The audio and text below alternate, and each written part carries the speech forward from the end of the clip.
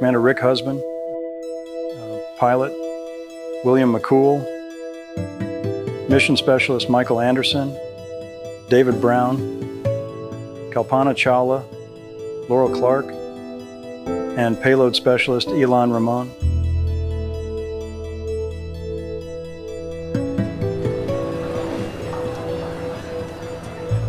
On Columbia, the failure on Columbia, remember the piece of that foam broke off the external fuel tank. It was a piece about the size of a carry-on suitcase, so not very big, weighed 1.2 pounds, but it hit the wing at over 500 miles per hour. Okay, so that's, force equals mass times acceleration, so that was a pretty big hit. And we do not know and never will know whether it hit the reinforced carbon-carbon leading edge or the first row of tiles or the second row of tiles. All we know is that from the reconstruction we did, that it hit in that zone right there, because that's where most of the damage was. Most of the melting of the structure occurred at that zone. It hit the left wing, but it hit right in that zone, okay? So it hit somewhere right about there. Well, I was the launch director for Columbia. The launch director role is largely ceremonial. I was out next to the runway waiting to greet the astronauts. Best thing I ever did in my job was to greet the astronauts when they got off the ship. Walk down, I'd shake their hand, they'd be kind of wobbly, But so I was out by the runway waiting for them to come home, and we had a big countdown clock out there, and it counted down to 0. And at 0, Columbia should have been on the runway right in front of us, and it just wasn't there.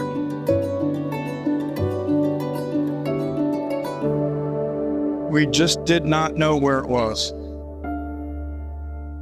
When do you stand down to fix a problem, and when do you not? We did not stand down for the O-rings in Challenger. We did not stand down for the foam on Columbia.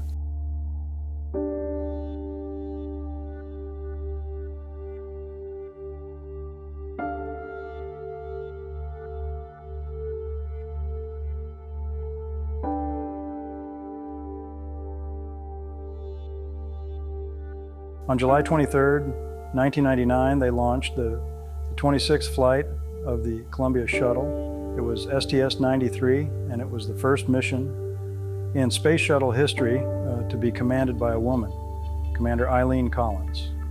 After the launch, there was an electrical short. Took out one of the main engine controllers, have two. One of them died, short circuit, short to ground inside the shuttle.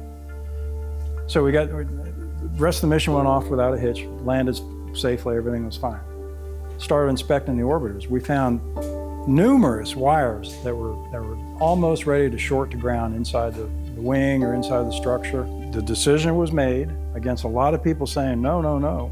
The decision was made, we're going to stand down the shuttle fleet and fix every wire problem there is. And it took 9 months, and we inspected every inch of every wire in every shuttle. And we found thousands of tiny little rubs on some of the insulation. Some of them were all the way down to the conductor, ready to short. But there was a decision that based on reusability and the risk of flying the way it was, decision was made. Nope, we're not going to fly till we fix every wire. On every shuttle? Every shuttle. Every inch, every wire, every shuttle.